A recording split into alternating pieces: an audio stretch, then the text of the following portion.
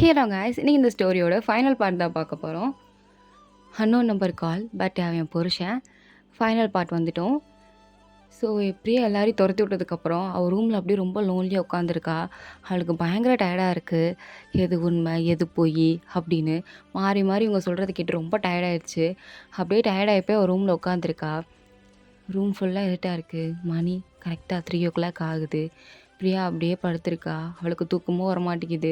தூங்கணும்னு தோணல. அப்படியே சும்மா படுத்துட்டு இருக்கும்போது தான் அவளோட ஃபோன் ரிங் ஆகுது. பிரியாவும் ஃபோன் எடுத்து பார்க்குறா. பார்த்தா சேம் அன்னோன் நம்பர். பிரியாவும் கொஞ்சம் கன்ஃபியூஸ் ஆகி கொஞ்சம் யோசிச்சுட்டே, சரி பரவாயில்ல, என்ன ஆனாலும் பரவாயில்ல, அட்டன் பண்ணி பார்த்துடலாம் அப்படின்னு கால் அட்டன் பண்ணுறா. அட்டன் பண்ணால் ஒரு வாய்ஸு ஹலோ அப்படின்னு. அந்த வாய்ஸ் ரொம்ப டிஃப்ரெண்ட்டாக இருக்குது, ரொம்ப டீப்பாகவும் இருக்குது. பிரியாவுக்கு ரொம்ப கன்ஃபியூஷன். யார் இது, எதுக்கு நம்மளுக்கு கால் பண்ணுறாங்க, என்ன சொல்ல நினைக்கிறாங்க அப்படின்னு தெரியாமல் அவள் எதுவும் பேசாமல் அப்படியே சைலண்ட்டாக இருக்கா.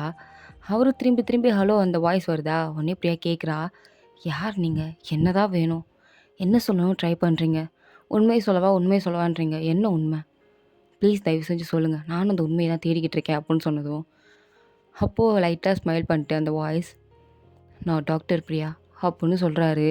இதுக்கு எடுத்து பிரியா ஷாக் ஆகி, டாக்டரா? ஆமாம், நான் டாக்டர் தான். உனக்கு சர்ஜரி பண்ண டாக்டர் நான் தான். நாளைக்கு ஈவினிங் வந்து என்னை மீட் பண்ண ஹாஸ்பிட்டலில் அப்படின்னு சொல்லிட்டு கால் கட் பண்ணிட்டாரு.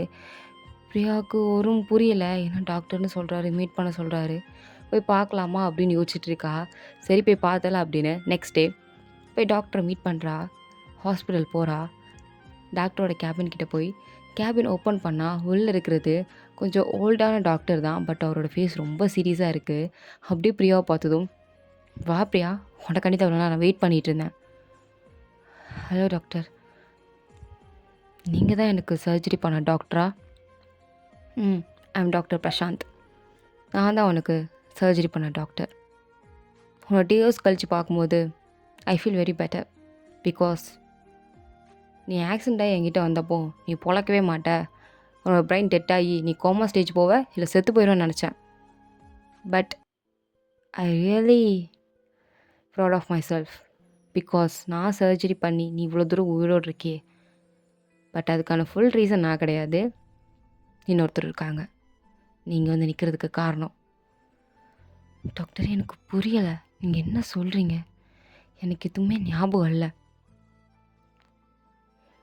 உனக்கு எல்லாத்தையும் நான் புரிய வைக்கிறேன் Priya, please take your seat அப்படின்னு சொன்னதும் பிரியாவும் டாக்டர் முன்னாடி உட்கார்றா. பட் அவளுக்கு ஏகப்பட்ட கன்ஃபியூஷனாக இருக்குது. இவர் வேறு இப்படி சொல்கிறாரே, இவர் சொல்கிறதெல்லாம் உண்மையா, நம்பலாமா வேண்டாமா அப்படின்ட்டு பயங்கரமான ஒரு கன்ஃபியூஷன். அப்படியே அந்த டாக்டரை பார்த்துட்டு இருக்கும்போது டாக்டரும் பிரியாவே பார்த்துட்டு, எனக்கு தெரியுது உனக்குள்ளே 1008 கேள்வி இருக்கும், அந்த கேள்விக்கான பதிலை நான் தான் சொல்ல போகிறேன். என்கிட்ட தான் அதுக்கான ஆன்சர் இருக்குது. நீ என்னை நம்பலாம், நான் சொல்கிறது எல்லாமே உண்மை தான், உண்மை மட்டும்தான். பிகாஸ் உனக்கு தெரியும்ல, டாக்டர் லாயரும் பொய் சொல்ல மாட்டாங்கன்னு. ஸோ நான் பொய் சொல்ல மாட்டேன், நீ நான் நம்பலாம் அப்படின்னு சொல்கிறாரு. இவர் இவ்வளோ கான்ஃபிடென்ட்டாக சொல்கிறத பார்த்ததும் பிரியாவுக்கும் சரி நம்பலாம் அப்படின்னு. சரி சொல்லுங்கள் டாக்டர், எனக்கு என்ன தான் ஆச்சு? லிசன் பிரியா, 2 இயர்ஸ்க்கு முன்னாடி நான் ஒரு சர்ஜரி பண்ணிட்டு வெளில வரும்போது உன்னை ஸ்ட்ரக்சரில் வேகமாக தூக்கிட்டு வந்தாங்க. உன் மண்டை ஃபுல்லாக ரத்தமாக இருந்துச்சு. சர்ஜரி ரூமுக்கு தூக்கிட்டு போனதுக்கப்புறம் உன்னோட ஃபுல் பாடி செக்கப் பண்ணதுக்கப்புறம் தான் உன்னோட மைண்டில் இருக்கிற அந்த மெமரிஸ் எல்லாமே ரொம்ப டேமேஜ் ஆகிருந்துச்சு. அதை ரெக்கவரே பண்ண முடியாது. அதை ரெக்கவர் பண்ணால் உன் உயிர் போகிற நிலமையில இருந்தது அப்படின்னு அவர் சொன்னது பிரியா ஸ்டாப் பண்ணி, இங்கே பாருங்கள் டாக்டர், எனக்கு இது எல்லாம் தெரியும், நான் இதை கேட்க இங்கே வரல. Then what you need? எனக்கு என் பாஸ்ட்டை பற்றி தெரியணும், அர்ஜுன், கார்த்திக் இவங்களை பற்றி தெரியணும். அன்றைக்கி நைட் என்ன நடந்தது அதை பற்றி எனக்கு தெரியணும். உங்களுக்கு அதை பற்றி தெரியுமா? அதை பற்றி சொல்கிறேன்னு சொன்னீங்களே. யா, நான் சொல்கிறேன் அப்படின்னு ஃப்ளாஷ்பேக்குக்கு போகிறோம். அந்த ஆக்சிடெண்ட்டான நைட், ரோடு மலை, இருட்டான ரோடு. ஸோ அதில் பிரியா கார்த்திக் கூட காரில் உட்காந்துருக்கா.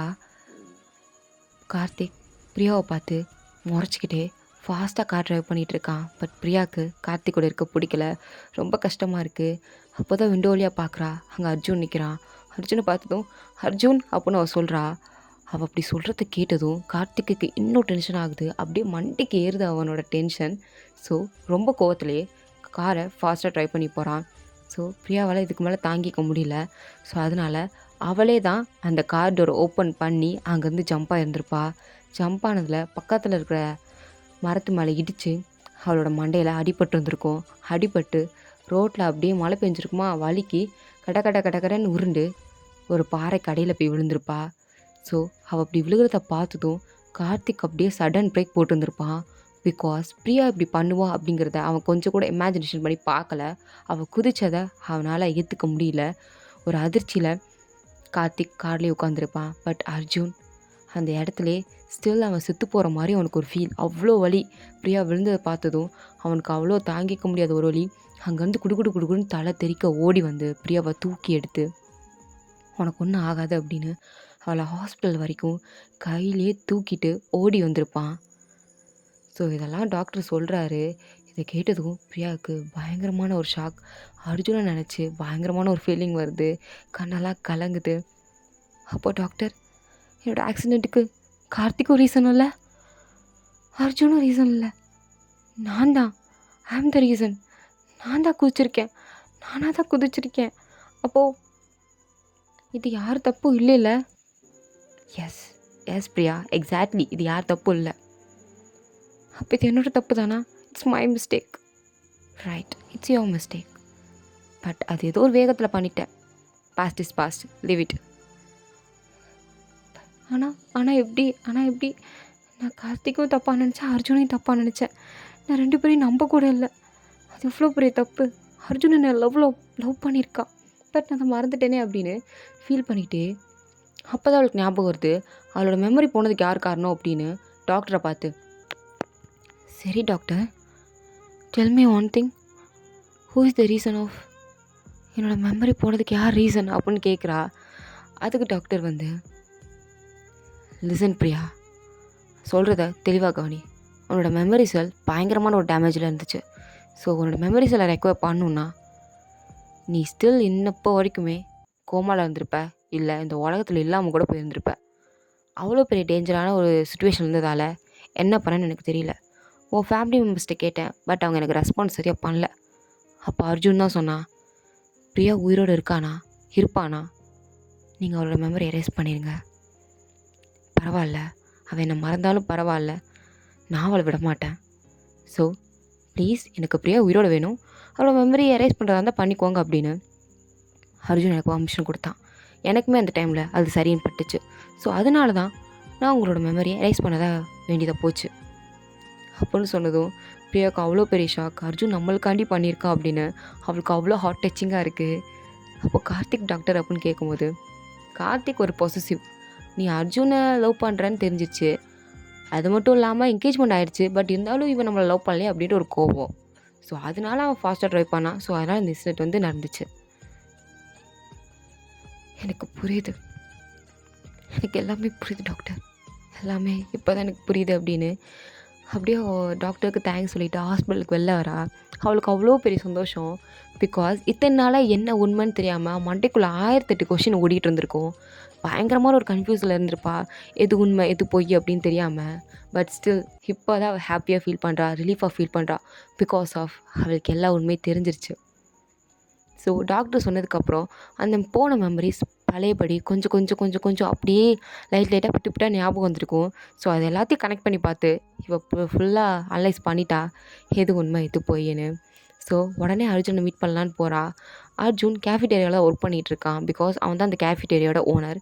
ஸோ அர்ஜுனை பார்க்க போகிறா. அர்ஜுன் பிரியாவை பார்த்ததும் பிரியா அப்படின்னு சொல்கிறான். அப்போ பிரியா அர்ஜுன் கிட்டே போய், அர்ஜுன், நான் எல்லாமே புரிஞ்சுக்கிட்டேன், எனக்கு என்ன நடந்தது தெரிஞ்சுக்கிட்டேன் அர்ஜுன் அப்படின்னு சொன்னதும் அர்ஜுன் கண்ணில் அப்படியே டியர்ஸ் ஆகுது. அப்படியே ஸ்மைல் பண்ணிவிட்டு பிரியாவை பார்க்குறான். பிரியாவும், நீ என்னோடய மெமரியும் எரேஸ் பண்ணி என்னையும் நீ ப்ரொடெஸ்ட் பண்ணியிருக்க அர்ஜுன், பிரியா அப்படின்னு சொல்லிட்டு அர்ஜுன் எதுவும் சொல்ல முடியாமல் அப்படியே டியர்ஸோட பிரியாவை பார்க்கும்போது பிரியாவும் டியர்ஸோட, ஆனால் நான் உன்னை மறந்துட்டேன் அர்ஜுன், ஐ எம் சாரி, ஆனால் இதுக்கடுத்து உன்னை மறந்துடவே கூடாது, உன்னை விட்டுறக்கூடாதுன்னு எனக்கு தோணுது அர்ஜுன் சொல்லும்போது, அர்ஜுன் அப்படியே பிரியாவோட ஃபேஸை பார்த்து அவரோட ஃபேஸை அப்படியே ஹோல்ட் பண்ணிவிட்டு, ஆனால் நான் உன்னை மறக்கலை பிரியா, என்றைக்கும் மறக்க மாட்டேன்.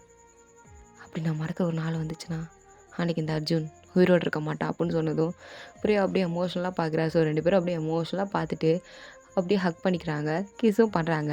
ஸோ இதை கேஃபிடேரியா வெளில வந்து கார்த்திக் கோவத்தோடு பார்த்துட்டு இருக்கான். அதே கோவத்துலேயே பிரியா நான் உன்னை விட மாட்டேன் அப்படின்ட்டு அன்னோன் நம்பர்லேருந்து பிரியாவுக்கு அகெயின் கால் பண்ணுறான்.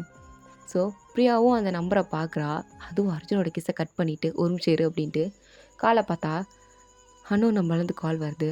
அர்ஜுனும் இதை பார்க்குறான். பார்த்துட்டு பிரியா அப்படின்னு சொல்கிறான். அதுக்கு பிரியா வந்து இதை நான் ஹேண்டில் பண்ணிக்கிறேன் அப்படின்னு ரொம்ப கான்ஃபிடென்ட்டாக ஹலோ அப்படின்னு சொல்கிறா. அவள் அவ்வளோ கான்ஃபிடென்ட்டாக சொல்லிவிட்டு அப்படியே நிமிர்ந்து கார்த்திக்கை பார்க்குறா. கார்த்திக்கு வெளியே இருந்து பிரியா தன்னை பார்க்குறான்னு தெரிஞ்சுட்டு அமைதியாக எதுவும் பேசாமல் நிற்கிறான். அப்போ பிரியா தென் அப்புறம் என்ன கார்த்திக் அப்படின்னு கேட்டதும் கால் கட்டட். இதோட இந்த ஸ்டோரி வந்து கம்ப்ளீட் ஆகுது. ஸோ பிரியாவோட பேக்ரவுண்ட் வாய்ஸ். உண்மையை தெரிஞ்சுக்கிட்டதுக்கப்புறம் பயம் இல்லை, காதல்லாம் இருந்தது, எல்லாமே சரியாக போச்சு. சம்டைம்ஸ் நம்ம லைஃப்பில் நடக்கிறது நம்மளுக்கு பிடிக்காததாக இருக்கலாம், நம்ம நினைக்காதது கூட நம்ம லைஃப்பில் நடக்கலாம். ஏன் நம்ம நினச்சது நடக்கவே நடக்காதுன்னு கூட தோணும். பட் நம்ம லைஃப்பில் லவ்னு ஒன்று வந்ததுக்கப்புறம் அதுவே தானாக திருப்பி வரும். தேங்க்ஸ் ஃபார் வாட்சிங் மை காய்ஸ். இதுக்கடுத்து நெக்ஸ்ட் பயங்கரமான ஸ்டோரியோட உங்களை மீட் பண்ணுறேன். So tata bye, see you later.